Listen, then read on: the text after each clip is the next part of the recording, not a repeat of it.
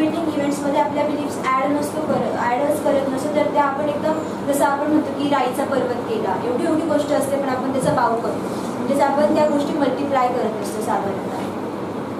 मग आता ह्या जे काही घटना असतात, आता आपण बेसिकली फोकस देऊया ॲक्टिवेटिंग इव्हेंटवर. मग ॲक्टिवेटिंग इव्हेंट जो असतो तो फक्त प्रत्यक्षिक स्वरूपाचा म्हणजे दोन पद्धतीचा असतो. एक असतो ॲक्च्युअल ॲक्टिवेटिंग इव्हेंट, दुसरा असतो इमॅजिनरी. आता ॲक्च्युअल इव्हेंट म्हणायचं झालं तर प्रतिभाच्या लाईफमध्ये ॲक्च्युअल इव्हेंट काय आहे की प्रतिभाला जे काही ते इंटरव्ह्यूसाठीचं लेटर आलेलं आहे, प्रत्यक्ष दिसतोय तिला, प्रत्यक्ष डोळ्यासमोर आहे. इवन संजयच्या बाबतीत जर बघायचं झालं तर संजयच्या याच्यामध्ये काय आहे की तो कामाला गेल्यानंतर वरिष्ठांनी त्याच्याशी नको त्या पद्धतीने काम करून घेतलं, जाचक पद्धतीने काम करून घेतलं. हा त्याच्यासमोर काय आहे, प्रत्यक्ष ॲक्च्युअल इव्हेंट आहे, घडतंय त्याच्यासमोर. आणि जर नम्रताला आवडणारे खाद्यपदार्थ तिच्या दृष्टीस पडले, हे सगळे काय झाले, ॲक्च्युअल इव्हेंट झाले. आता आपण बघूया इमॅजिनरी इव्हेंट काय असतात. तर सपोज इमॅजिनरी इव्हेंटमध्ये प्रतिभा असं इमॅजिन करेल की जर मी इंटरव्ह्यूला गेली तर पूर्वी काय झालं होतं किंवा कसा मी इंटरव्ह्यू दिला होता, म्हणजे ते सगळं ते चित्र ती डोळ्यासमोर काय करेल, इमॅजिन करेल. तसंच संजय काय करेल की संजयचं सकाळी जाग आल्यावर तो विचार करेल, अरे यार आता आज पण आपले वरिष्ठ आपल्यासोबत तसंच काम करून घेतील असं. मग तो काय करतोय, ते इमॅजिन करतो. म्हणजे ती घटना घडली नाही ॲक्च्युली, पण आपण ती आधीच डोक्यामध्ये इमॅजिन करतो. नम्रता काय इमॅजिन करते की आपल्या फ्रेंडकडे आपण जर बर्थडे पार्टीला जाणार आहोत, मग तिथे केक वगैरे असतील, सगळे स्वीट्स असतील आणि मग आपण त्याच्यावर एकदम तुटून पडतोय, म्हणजे झालंय का असं खरं नाही, पण ती जायच्या आधीच त्या गोष्टी इमॅजिन करते. असंच टप्प्यावर म्हणजे ॲक्टिवेटिंग इव्हेंटवरील ज्या घटना असतात त्या दोन प्रकारच्या असतात. एक तर त्या प्रत्यक्ष घडत असतात आणि दुसऱ्या असतात त्या आपल्या मानसिक पातळीवर घडत असतात. परंतु या दोन्ही प्रकारच्या ज्या बिलीफ्स असतात, ज्या दोन्ही प्रकारच्या ज्या घटना असतात त्या आपल्या बिलीफ्सला जागृत करून त्यांना कार्यान्वित करीत असतात आणि परिणामी त्या घटना माणसाला भावनांची निवड करून स्वतःच्या वर्तनास दिशा देण्याचे काम करत असतात. मग आता हे ॲक्टिवेटिंग इव्हेंटवर आपण विचार करतो, मग हे फक्त वर्तमान काळातच रिलेटेड असतं असं नाही. वर्तमान काळ, भूतकाळ, भविष्यकाळ तिन्ही गोष्टींवरती आपण इमॅजिनेशन करत असतो. फॉर एक्झाम्पल प्रतिभा विचार करते आता की आत्ता मला इंटरव्ह्यूला जायचं आहे, मग काय होईल, किंवा भविष्यात जर मला इंटरव्ह्यूला जायची वेळ आली तर काय होईल, किंवा ती असं पण इमॅजिन करू शकते की यापूर्वी जेव्हा मी इंटरव्ह्यूला गेली होती तेव्हा सगळं कसं झालं होतं आणि कसा प्रश्न विचारला होता त्यांनी आणि मला त्याचं उत्तर देता आलं नव्हतं, म्हणजेच काय झालं. तर अशा पद्धतीने तिन्ही काळांमध्ये आपण हा ॲक्टिवेटिंग इव्हेंट जो आहे तो आपण इमॅजिन करू शकतो. सेम आपण संजय आणि नम्रताच्या बाबतीत पण बघू शकतो. त्यानंतर बघायचं झालं तर 3 मूलभूत प्रक्रिया असतात, त्या म्हणजे बेसिकली विचार करणे, भावना अनुभवणे आणि कृती करणे. आता विचार करणे म्हणजे काय, आपल्या डोक्यात सतत कोणते ना कोणते तरी विचार चालू असतात. आता तुम्ही इथे बसलेला आहात, तुमच्या डोक्यात कंटिन्यू विचार चालू असेल की मी जे काही सांगते ते तुम्ही कधी पूर्वी ऐकलेलं आहे का, किंवा आता सृष्टीने ज्या काही गोष्टी सांगितल्या त्याशी तुम्ही रिलेट करून बघत असाल, किंवा जेव्हा लेक्चरमध्ये सर शिकवत होते किंवा तुम्ही पुस्तकात एखादं काही वाचलेलं असेल तर त्या गोष्टी तुम्ही आता रिलेट करून ते मनात विचार चालू असतो तुमच्या. या व्यतिरिक्त तुम्हाला असं पण वाटायचं करायला कधी संपेल, माझा नंबर कधी येईल आणि कधी माझं होईल, असं पण काही काहींच्या डोक्यामध्ये विचार चालू असते. अदरवाईज काही काहींच्या डोक्यांमध्ये तर एकदम वेगळे पण विचार चालू असते, बरोबर. सो आता हे विचार म्हणजे नक्की काय करतो, आपण विचार करतो तर आपण स्वतःशी सेल्फ टॉक करत असतो, बरोबर. ते आपण असं विचार करतोय कंटिन्युअसली, आपण सांगत नाही की तुझ्या लगेच अनुष्काला सांगितलं असा विचार करतो, नाही.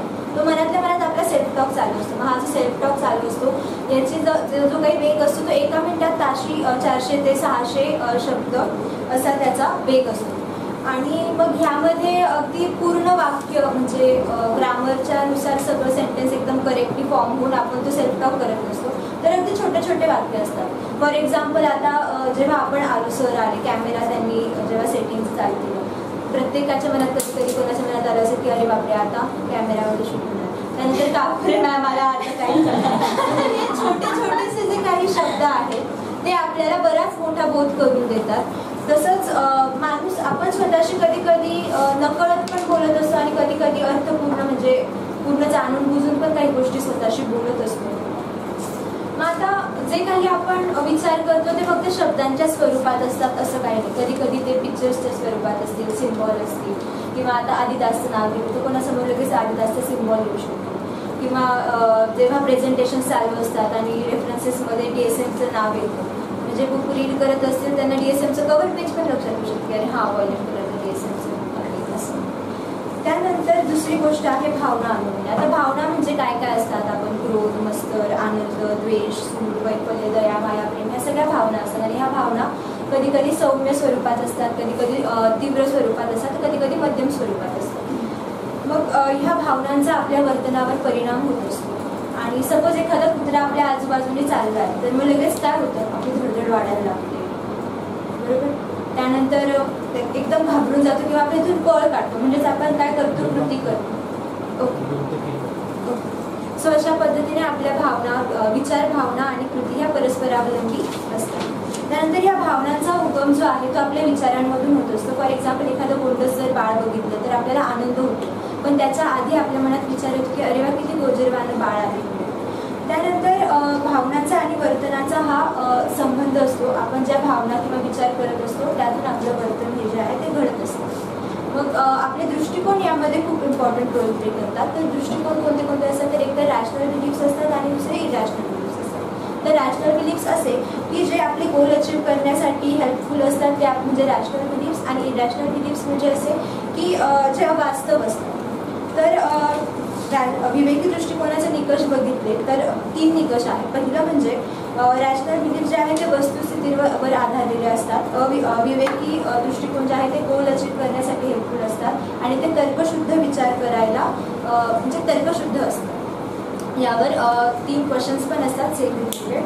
त्यानंतर तुम्ही विचार करा की आपले जे बिलीफ्स असतात ते कसे फॉर्म होतात. तर ते आपल्या कुटुंब म्हणजे आपण ज्या कुटुंबामध्ये वाढलो आहोत त्यातून आपले बिलीफ्स जे आहेत ते तयार होत असतात किंवा परस्परावर आपण अवलंबून असतो.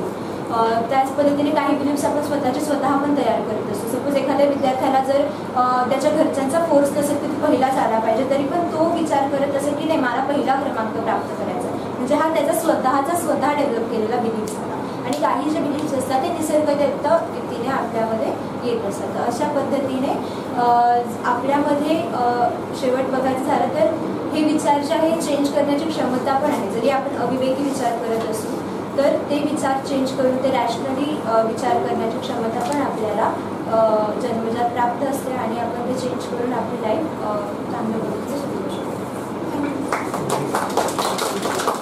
2 गोष्टी, समरी आणि ते पण थेरपीचा भाग खूप चांगला सांगितला. ज्या केस स्टडीज आहेत तुमच्या 4थ्या पेपरात, केस स्टडीमध्ये आयुर्वेदिकचं म्हणजे आपले लेक्चर्स किंवा हे इन डिटेल ॲक्च्युअल थेरपेटिक पार्ट जो तो आता प्रेझेंट केला, केस स्टडीमध्ये कसं अप्लाय करशील आहे? थेरपीजमध्ये लिहिताना सपोज माझं एक पेशंट होतं की तिला डिप्रेशन होतं आणि तिचं असं होतं की तिचे जे सासू आहे आणि नणंद आहे ते तिच्याशी ज्या पद्धतीने वागतात किंवा त्यामुळे तिला जास्त त्रास होतो. तर मग तिथे आपण तिला सांगू शकतो की तिचे जे काही इरॅशनल बिलीफ्स आहेत की फॉर एक्झाम्पल काय असतील त्यांचे बिलीफ्स अकॉर्डिंग टू यू, जे काही बोलली भेटली ह्यांच्यामुळेच माझ्या आयुष्याचं असं होतंय की ह्यांनीच असं करतं, ह्या काहीतरी बोलल्या म्हणूनच माझे मिस्टर माझ्याशी असे वागतात. तर हे इथे बघताना जसं की इथे खरंच इव्हिडन्स आहे का की त्या खरंच काहीतरी बोलल्या आणि म्हणून ते असे वागता आहेत का, किंवा याला काही बेस आहे का की त्या बोलल्या म्हणून असं सगळं झालं, याला काही इव्हिडन्स आहे का, किंवा याने काही फरक पडतो आहे का, खरंच तर्कशुद्ध विचार आहे का, असं आपण त्यांना अप्रोप्रिएटली विचारून एक रॅपोर्ट डेव्हलप झाल्यानंतर ते हेल्प करू शकतो. चांगले